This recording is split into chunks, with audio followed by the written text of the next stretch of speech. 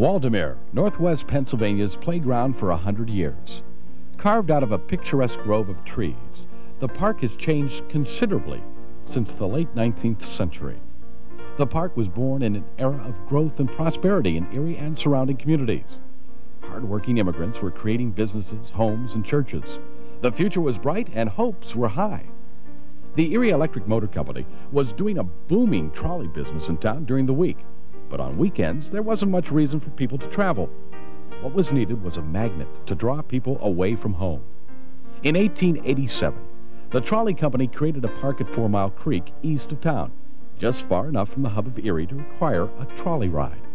When the elegant Grove House Hotel was built there in 1888, 4 Mile Park became a fashionable retreat for those who liked to drink and party. But there remained a need for a more family-oriented attraction in the area. On the west side of Erie, Hoffman Grove offered a quiet refuge, cool shade, and a picturesque lake view. It also was 4 miles from town, and there was no convenient way to get there. The trolley company remedied that in 1896 when it purchased 65 acres of Hoffman Grove and made it an end-of-the-line destination. To add to the allure, the trolley company renamed the grove Waldameer, German for Woods by the Sea. During its first 5 years, Waldameer was a picture-perfect setting for family picnics and romantic walks. Rustic bridges connected the main grove from 10 acres of picnic groves on the east side of the ravine, which led down to the peninsula. Hammocks, pine seats, and a half-dozen swings for youngsters were scattered around the grounds. In 1901, the trolley company began an aggressive building campaign to turn the site into a true amusement park. By the following year, Waldameer had become a thriving attraction. For a 10-cent trolley fare, people could forget work for a while and focus on fun. It is one of the pleasantest of pleasure's hunting grounds. Of course, there are other pretty places, merely pretty, but in comparison with Waldameer, the gem of all scenic resorts, they must hide their shaded heads. The Waldameer experience started with getting there. An open-air trolley departed 8th and State Street every 10 minutes during the summer season. The 30-minute ride passed the well-known Villa Maria a few blocks from the departure point. Other points of interest en route were the Algeria Farm, the Frontier Farm, the Erie Golf Club on the north side of the road about halfway to the park, and nearby the Coqua Club, described at the time as perhaps Erie's swellest social association. On a typical summer afternoon during the park's early years, between 3,000 and 4,000 people would flock to Waldameer. The road between the city and the park was teeming with carriages, bicyclists, and an occasional automobile. Young men and women on horseback would race the trolleys. Turning the bend as one approaches Waldameer, if it is chanced to be at night, the visitor is enchanted by the scene, lighted as it is by electricity. The view is a distinct reminder of Buffalo's late Pan American, with its electrical tower and its myriad of lights. As the car nears the park, the mellifluous notes of the carousel organ are wafted to the ear. Then, all over the grounds, amidst the trees and encircling the buildings, are more twinkling sparks that comprise a scene of enchantment reminding one of the coruscating glories of a Payne's fireworks transformation combined with the splendors of an Arabian Nights dream. Lights sparkled from the carousel, cafe, bandstand pagoda, and dance pavilion. A gay assortment of colors twinkled in trees and along the boardwalk leading to the lakefront. The winding boardwalk from the North Bluff down to the lakeshore was patterned after the famous walk in Atlantic City and other water resorts. The difference was, at Waldameer, designers incorporated natural surroundings.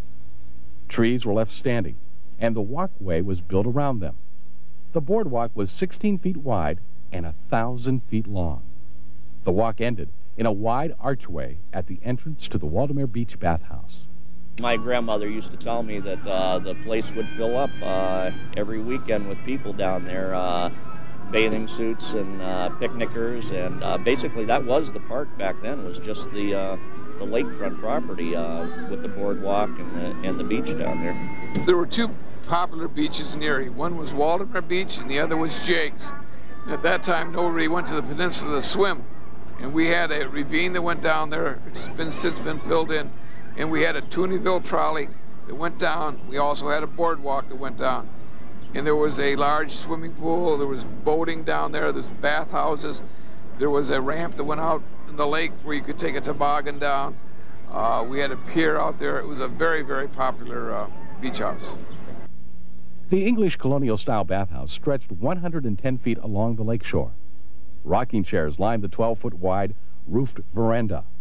The building featured 160 single dressing rooms and 8 family-size rooms. Dressing rooms and showers for the women were on the east side and for men on the west side. A caretaker rented suites and lockers, canoes and rowboats. What had once been 2 lily ponds comprised the swimming areas, one for children and one for adults. Bathing beauties were an attraction even then. Society ladies, who have beautiful bathing costumes, the pattern of which was gotten from Saratoga or Atlantic City, have hitherto had no chance to show them. For many, half the charm of bathing in public is comprised in the consciousness that in no other costume do they look as charming, not to say fetching, as when encased in a fashionable bathing suit, modestly décolleté at both ends. Merry-go-rounds date to medieval times. Later, they became a plaything for rich children. The growth of amusement parks made them available to the masses. Any self-respecting amusement park boasted a carousel, and Waldameer included a fine design in its original plan. The cost of the building was $7,500. The carousel figures were created between 1905 and 1920 by the best carvers in the world: Stein and Goldstein, Gustav Denso and Daniel Muller. Figures included horses, tigers, lions, giraffes, a unicorn, and open chariots. The carousel organ was outfitted with the latest ragtime tunes. There was plenty of other music in the park, too. For the entire 1902 season, Professor Demeuling and his 20-piece band were booked to play in the new Bandstand Pagoda, built at a cost of $1,000. This was the largest band at any summer resort in this part of the state. They played afternoon and evening concerts, as well as for dances on most nights. The Dance Pavilion was an immediate hit when it opened in 1901. Public dances were held every Tuesday, Wednesday, and Friday nights. Mondays and Saturdays were reserved for private parties, which were much in demand. The pavilion had an open-to-the-stars walkway bordering the ballroom. The most expensive of the new buildings at the turn of the century was the cafe, constructed at a cost of $15,000. To provide fuel and electricity, the trolley company drilled a gas well and built a power generator on the property. Both gas and electric fixtures were installed in the cafe dining room so that if electric service was interrupted, the gas lights could be turned on. To provide water for drinking and cooking, the park pumped water from a spring in the ravine into a 20,000-gallon tank. The future looked bright in the early years of the new century. Coming soon, or at least on the planning board for Waldameer: a roller coaster, a shoot-the-chutes near the bathhouse, a vaudeville theater, a gypsy camp, but not a Ferris wheel, which is considered out of fashion. A bear pit is possible, and in time the Erie Zoo may be located in the park. The top priority, though, is a double trolley track from the city.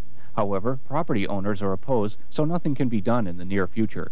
In a few years, there is no doubt, but the fame of this incomparable resort will extend over the state, and it will rank as a chastened Coney Island, with all the bad features eliminated and the main attractions retained. One family is primarily responsible for bringing Waldameer into the modern age: the Mollers. Alex Moller was a German sailor who jumped ship in New York to find work in the United States, first at Coney Island, then in the Finger Lakes region of New York, and finally in Erie. He was the first maitre d' of the Hotel Lawrence. He married Lydia Ruth Andrews of the prominent Andrews Land Company family, which developed Lakeshore, Glenwood, and other sections of Erie. In the 1920s, Alex Moller managed Waldameer into its first heyday. The Ravine Flyer and Bluebeard's Castle became major attractions, as did the Dodgems and Ye Old Mill. The time was right for an amusement park. The automobile was not widely used, and $1 was $1. People needed a nearby place to go for fun without going broke. They wanted to picnic, swim, and enjoy amusing diversions. Waldameer fit the bill. In order to get there, we had to get there some way.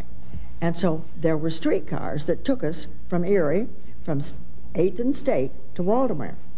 And those cars were open on the side, so that you had a motorman in the front, and he was doing this, you know, to keep it on the track. And the track was a single track until it got to Chestnut Street. Then he'd wait until somebody came the other direction, because it was a double track, in that block, and there was one between Walnut and Cherry. And so you would wait.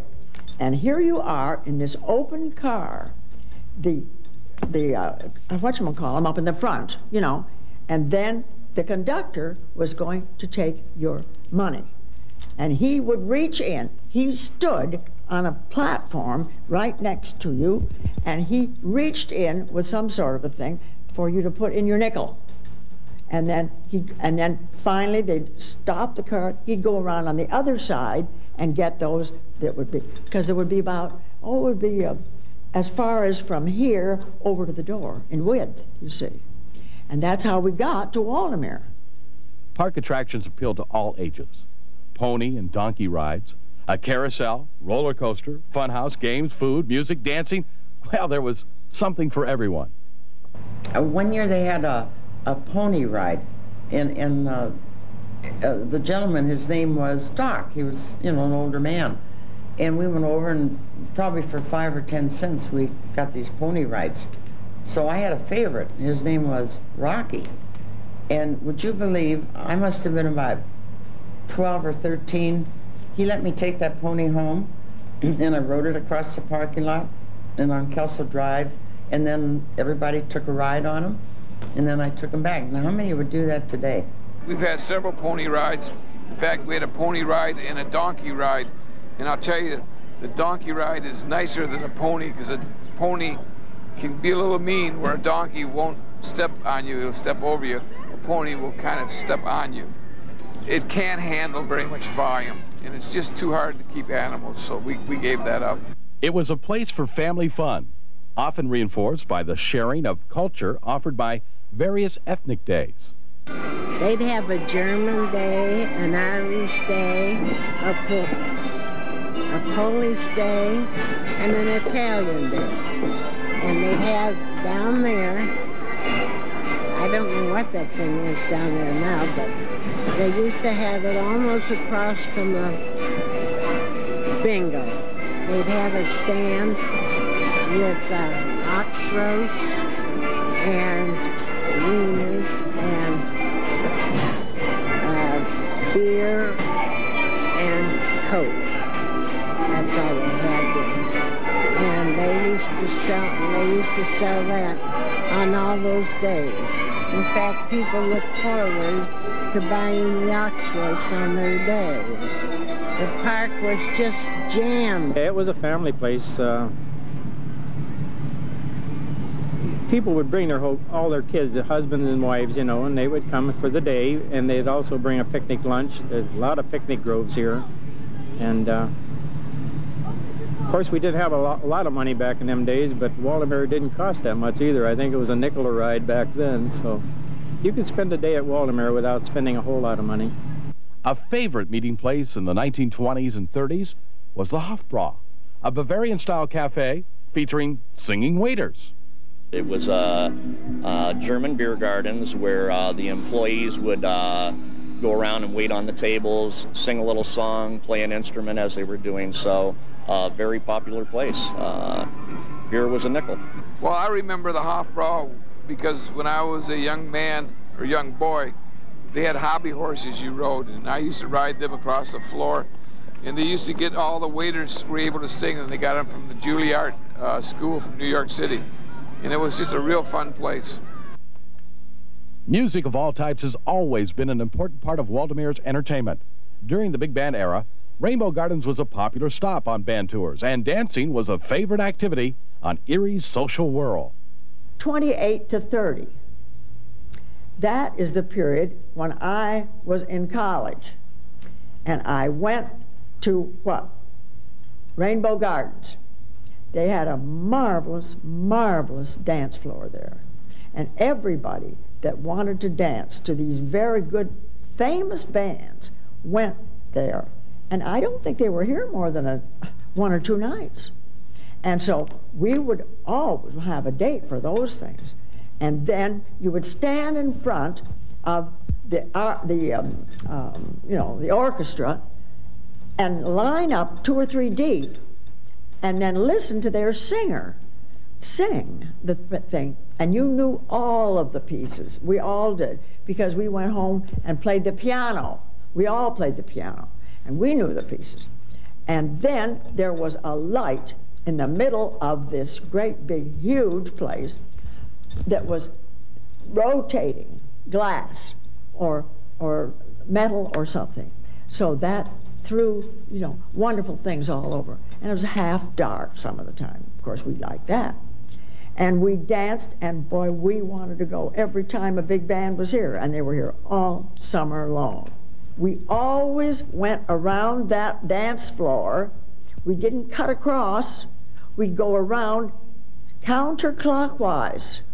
You never bumped anybody. Everybody went the same way. It was wonderful, you know.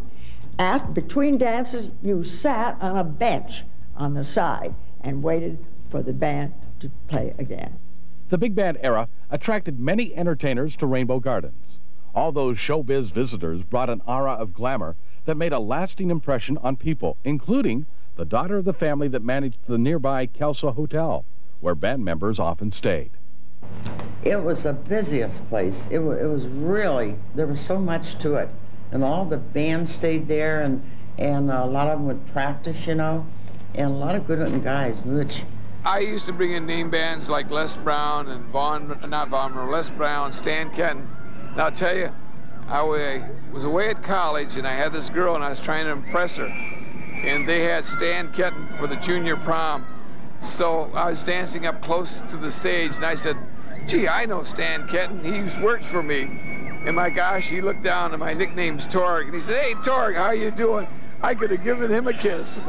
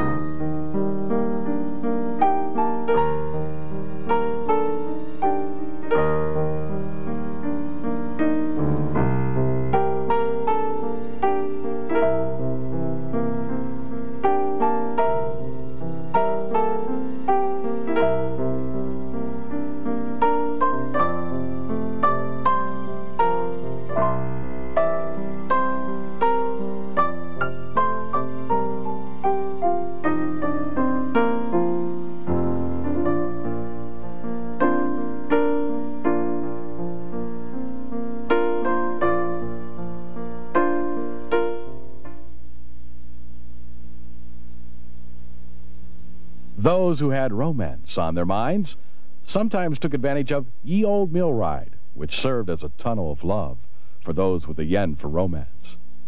The Old Mill Ride, which was just taken out this past year, at one time had a very large hill also. That was a very popular ride.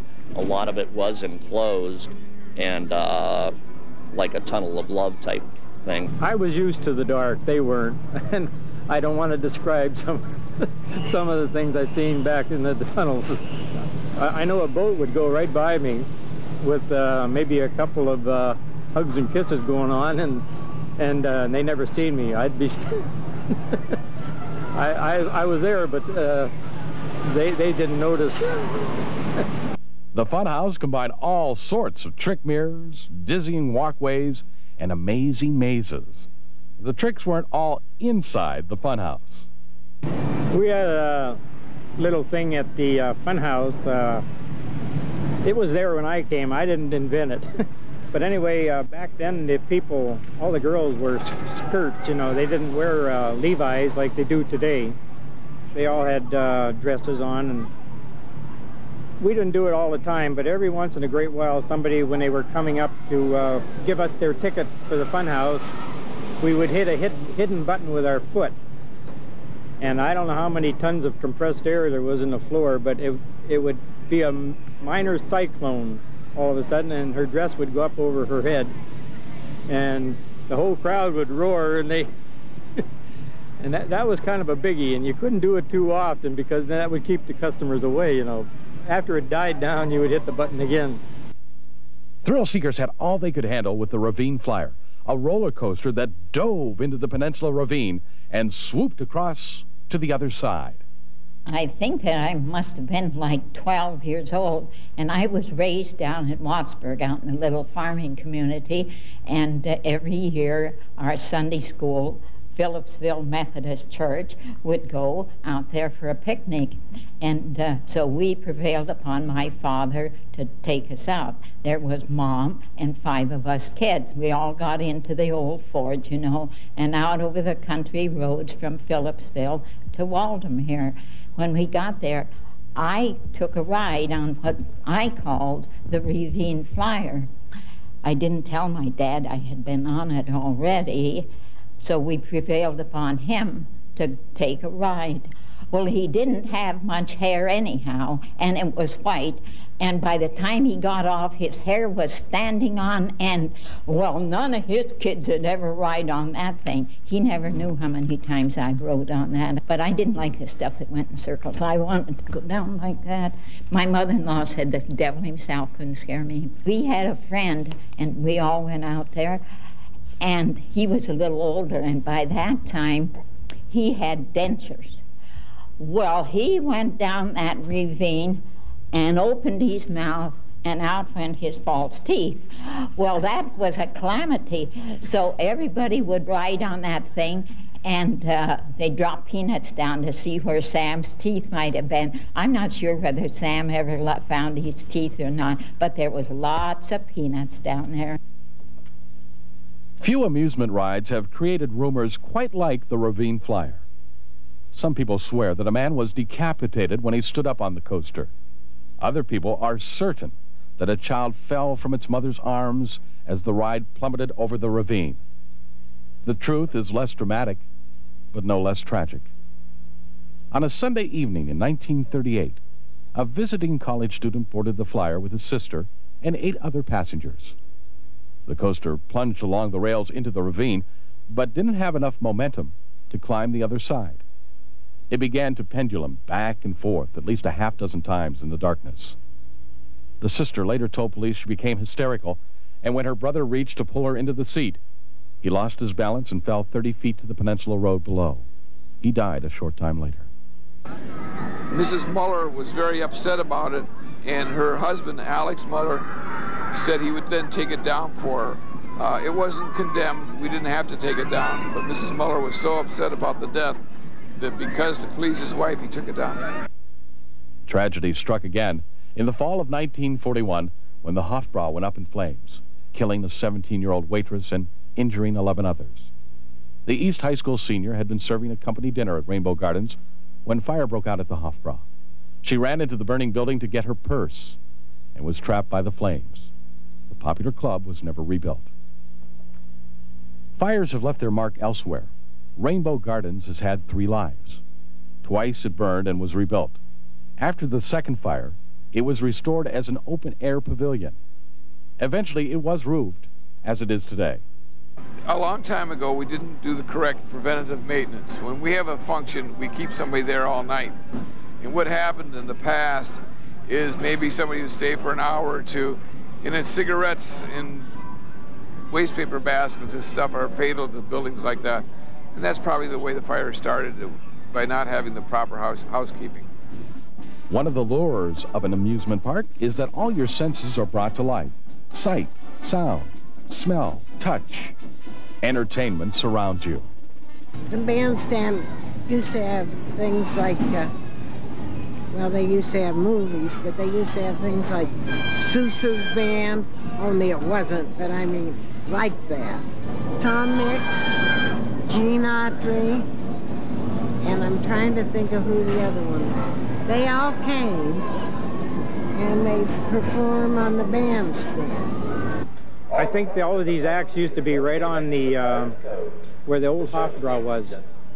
They had benches there and seats, and they used to bring in these circus acts, and we used to go sit there and watch them. So that Waldemere brings in quite a bit of other activities here. You know, they've always been good for that.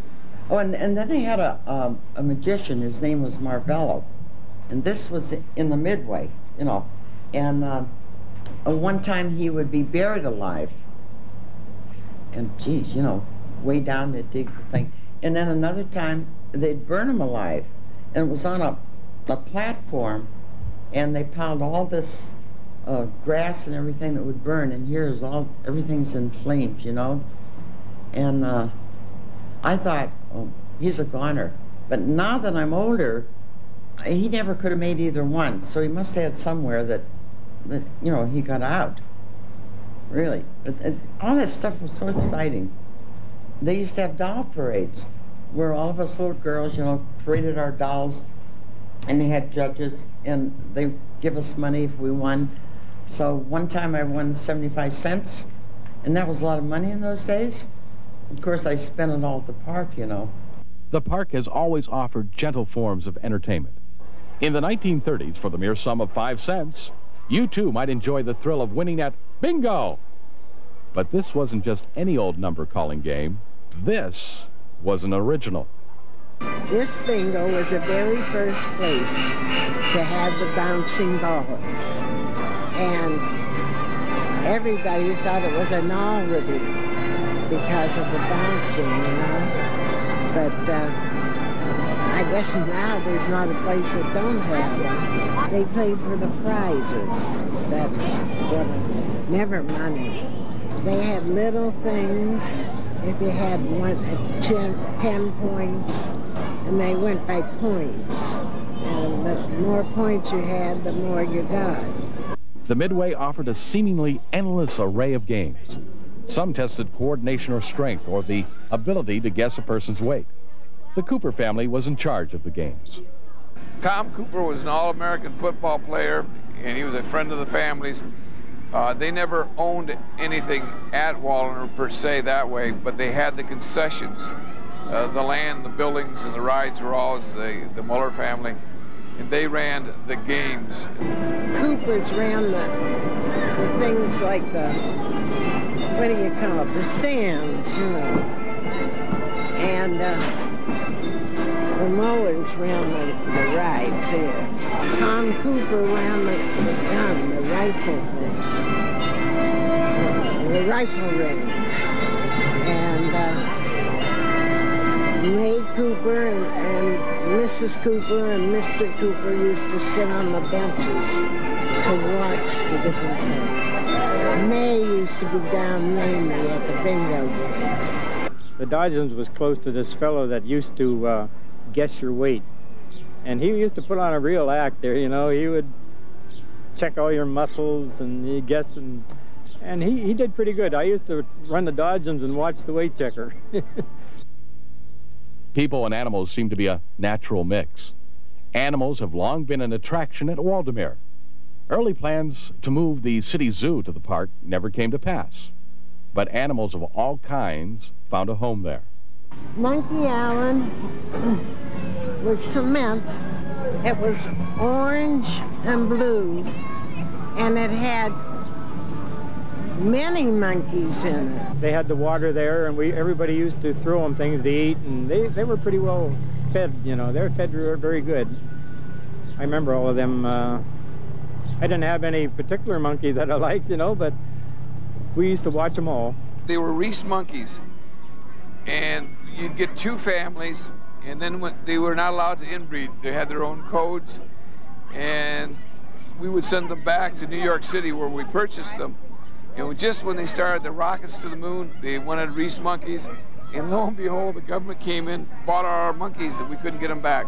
We used to have big boa constrictors in the snake pit, and I was very young, and they had just fed the snake, and they would take a pig and cut it in half. And the pig had 2 big bumps on it. I was down there sitting on and bouncing on the bump, and my mother she had a little conniption. I think that was the first time I ever seen a flying squirrel, and the last. I haven't seen any since, and I'm still looking for them. I don't know if they've left the park, but they would go up a tree and spread their wings. They spread their legs, and there was webs in between their legs, and they would glide. They're not really flying, they're gliding. They would glide from one tree to the next. One often overlooked benefit that Waldameer has provided to the community is employment. The park has been a source of jobs for thousands of people over the years. They earned money to help themselves and their families. They learned skills that, for many, turned into careers. For some, Waldameer truly became a way of life. I was more or less born and brought up here in the park. My father came here in 1935. I was born in 36. I started when I was 16 years old, steady, and I'll be 60 in October. I've been here for 43 years, and I've never been laid off a day. When I worked from 12 o'clock in the afternoon to 12 o'clock at night, I got 50 cents. And I thought I was very lucky. If I worked after 12 o'clock, I got another 50 cents.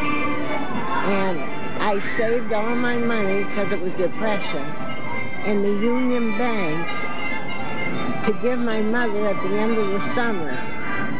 And I gave her a home, $10.50. You would have thought it was $1 million. $135 a month.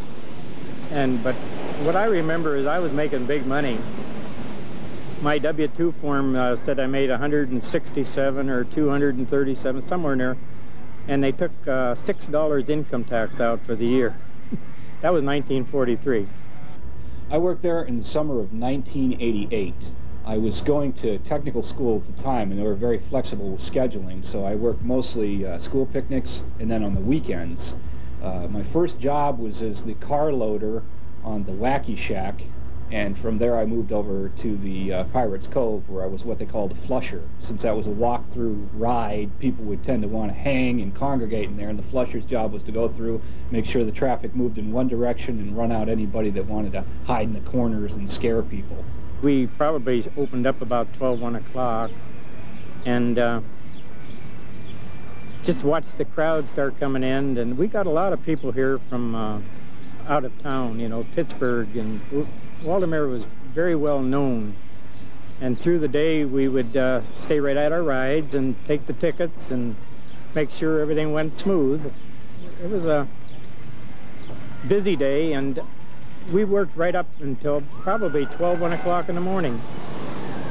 And one of the last things we did, all the guys that got together after work, and we would go down to the lake, and it was time for our bath. And sometimes we would dive right in the lake with our clothes on and walk up the hill and dry them on the way home. We lived right here. Sometimes we slept 6 to a bed. On a real rainy night, sometimes I would sleep on the merry-go-round and on the elephant on top in the basket. And if it got to be a real rainy night, I would sleep in the phone booth because I could shut the door. We led, I don't know how my mother put up with me, you know, but we learned to take care of ourselves, and we'd go home every once in a while and raid the refrigerator and come back to work again. We lived here. There was I think I told you about the shanty behind the Dodgems, with all the radios in it. We 6 to a bed, crossways, and we didn't sleep too good, but we were comfortable, I guess. Well, the last day I worked there in 1988, somebody put soap suds in the mill run, and at the time I thought it was kind of unusual. My mom, who has a longer memory of Waldameer than I did, pointed out that that was a tradition on Labor Day of some employer or someone always trying to sneak soap suds into the mill run, and then when they'd start it up, the paddle wheel would go and it would froth up, and generally we closed the ride down for the day. The owners weren't real happy, but you know, the ride operators would laugh down their sleeves about the whole thing. Ruth and Alex Moeller were very, very good to us, and they let us do pretty much what we want as long as we kept in line. They were strict, but nice. Paul Moeller, he told us that if we ever dropped a light bulb, it would be 50 cents deducted from our pay. And what he was trying to impress upon us was not he was going to make money on us, he was going to make sure we were careful. He didn't want any of us hurt. I started getting some electrical experience here, big motors, and keeping the Dodgems going was a biggie. I used to have to clean the brushes on the engines, and I learned a lot here, mechanically and carpenter work, painting.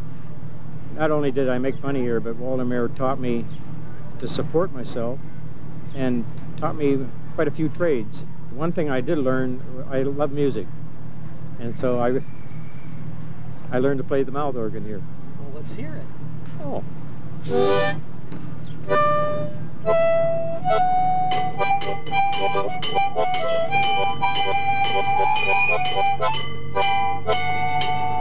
When they closed the last day of the season, that was always a sad day when the park closed for the summer. Everything got covered up, and it was sad. I mean, we had a real good time all summer, and it was coming to an end, you know. I'm thankful that Waldemere's here, and they offered employment to almost everybody in my family. My dad and mother and my uncles, they all worked here. And it's a fun place to be, and we made money here. We met people that we'll never forget. It's Waldemere is just part of my life, and I loved it here.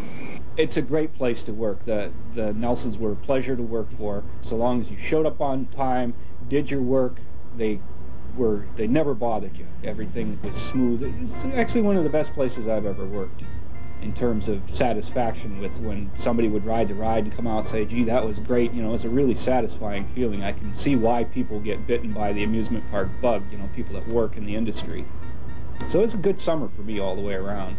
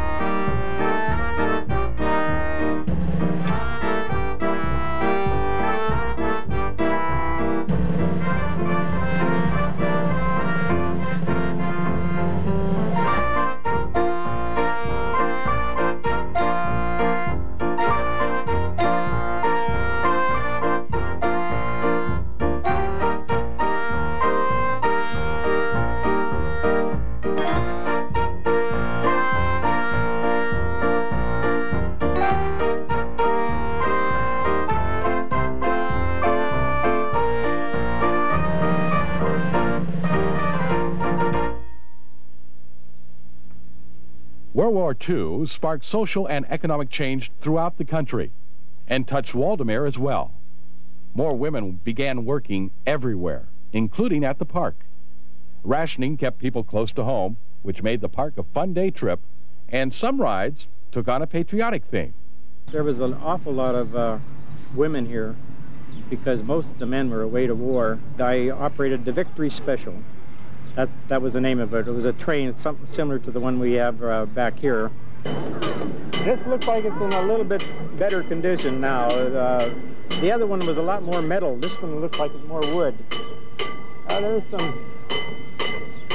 Yeah, that was the Victory Special. It had an old, I think it was a Chevy engine in it. It was a regular car engine in it. During that time, we had an employee count of about 1,100 to 1,200 people, and we were running 3 plant operations in the city of Erie. One at the Union Station building, one at the old Reed manufacturing plant, and one over at a vacant building on State Street.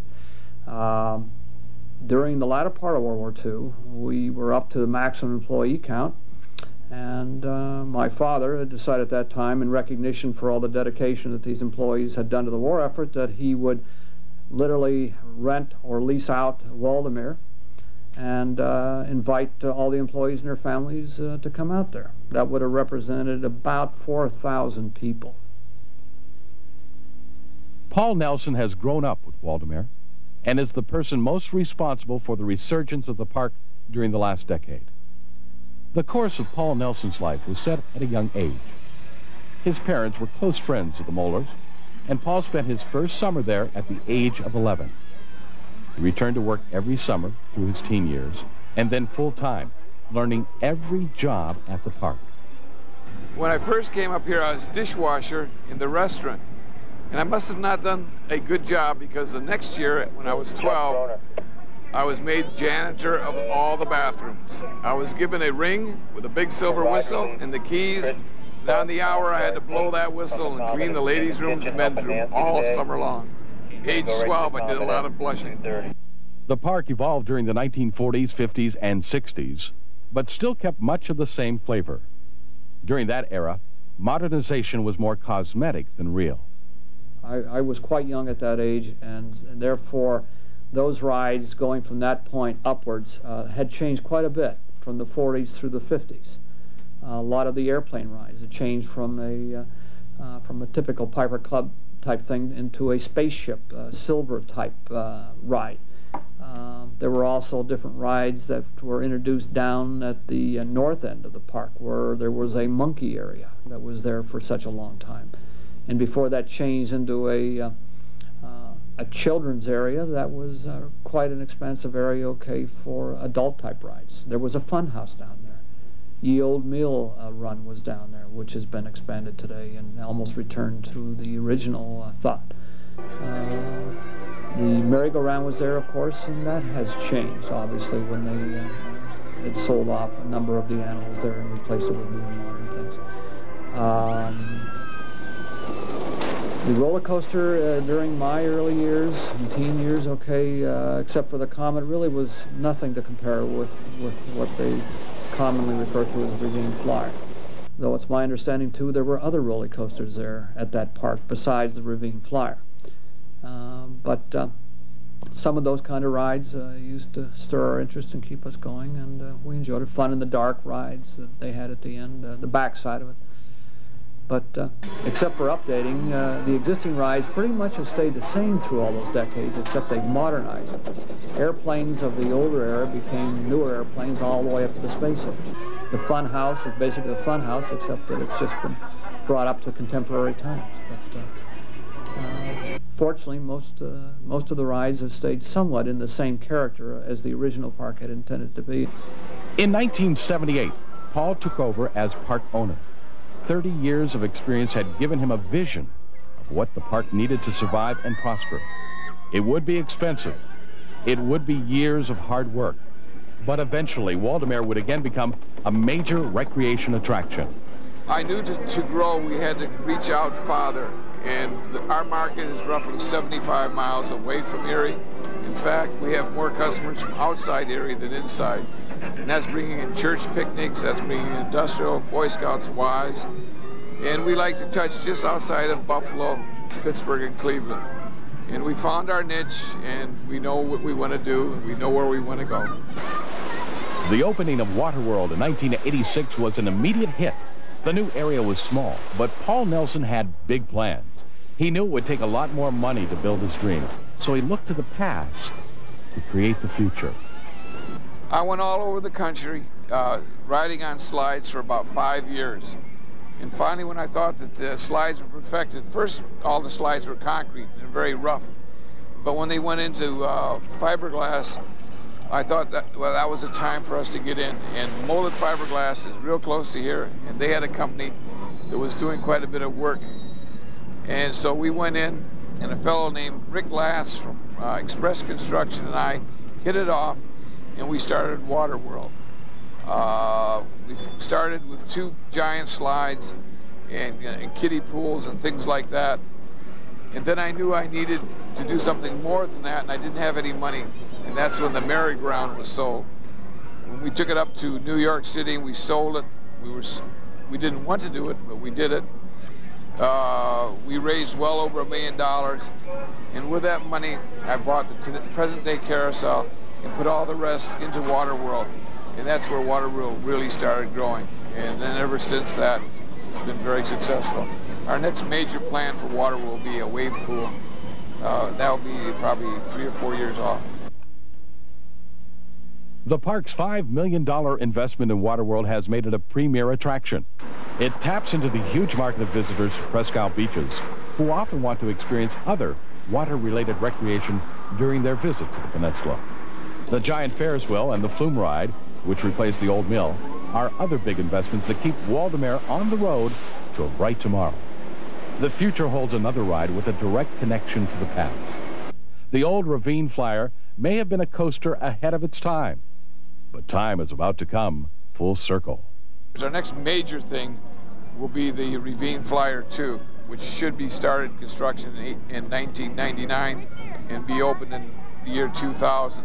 We're going to put it right back where it was, only it's going to be bigger and better because the equipment they have now, your hills can be a little higher, your drops can be a little steeper. It's going to be a Hummer. Ravine Flyer 2 will track the same route as the original, including the giant drop across traffic on Peninsula Drive. There's no worry about right-of-way because the park owns the land and has a contract with the state. That went over Peninsula Drive. Peninsula Drive was not a highway as we see it today. Many, many years ago, the state came and got an easement from our people who owned the park.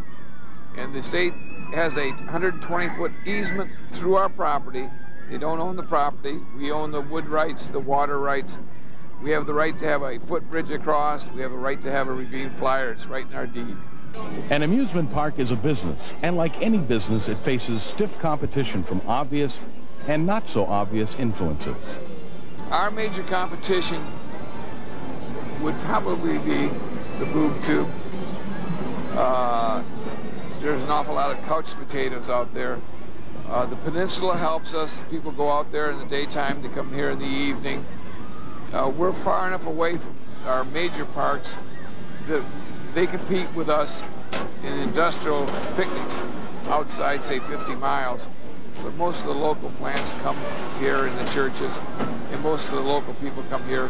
It's the teenagers who like to go to Cedar Point for their graduation. We'll never compete with that. Waldameer's customers are primarily families in early to mid-teens within a 75-mile radius. Group picnics account for about 60% of business, and aggressive marketing is causing that segment to grow. We've seen the family people throughout the years. We are attracting a little bit more of a teenager crowd now with the addition of some of the bigger rides. At one point in time, I guess you could say that we were a kiddie park, elementary grade and lower. Now we're advancing to middle school grade and attracting a lot of the tri-state area middle schools for their end of the year trips. The picnic aspect, that business probably represents at least 60% of our total income, and it's constantly growing. Our customers are really the family, and our rides are so that even teenagers enjoy it. So we're not like some family parks are for 12 and under. Our families are from kids from 2 to 22. And our water park is very, very popular. Our major rides are, our picnics are, and so that we're a larger scope family park than some family parks where they just do the small children. We're one of the few parks left in the country that has free parking, free admission into the grounds, and when we have fireworks or something where we don't charge. And as long as our clientele behave, we hope to stay that way. We see many families who can't afford it, who come out in the midweek, use our picnic shelters, bring their own meals, then come down and ride 1 or 2 rides. They can afford that. I'd hate to see that ever be lost. Of the thousands of amusement parks that have existed in the United States, fewer than a dozen still operate after 100 years. In 1996, the National Amusement Park Historical Association marked Waldameer's centennial with a plaque. Congratulations, Waldameer Park, on becoming the 21st amusement park in the United States to commemorate your centennial season, providing generations with fun and memories. National Amusement Park Historical Association, May 18th, 1996. Congratulations, Waldameer.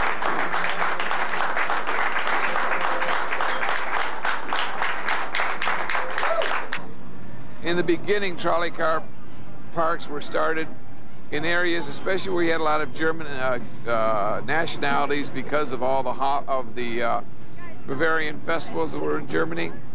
And the trolley cars said, gee, what can we do with our equipment on weekends? And then they said, gee, we can buy some land. So they'd look around and they would buy a picnic grove. Ours was Hoffman's. In Pittsburgh, it's Kennywood. And that's how they started their amusement parks in our state and in the nation. Today we are the 11th oldest continuous running amusement park in the United States. And that's out of 4,000 parks. Waldamere's future apparently will remain in the hands of the Nelson family. Probably one of the things that's great about amusement parks is those who stay are perpetuated by their own family. I was adopted by the Mullers family. It was one of the best things that ever happened to me.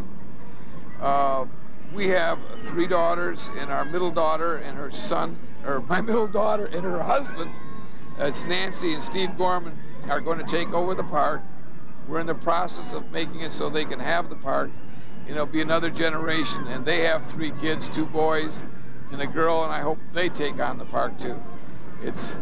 We want this park to stay in our community.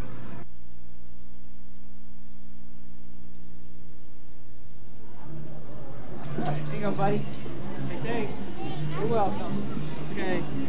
Let's go. Say bye. Waldemere Park has been a part of Northwest Pennsylvania's recreational scene for a century and will likely be around for a long time to come. It has accomplished what was intended, providing a means for people to get away from the everyday world for a while, to relax, and be caught up in the swirl of carefree fun. The park has achieved the honored stature of the trees that gave it its name, rooted in the past, stretching to tomorrow. Like the era that saw the birth of this landmark, the future of the woods by the sea is bright and hopes are high.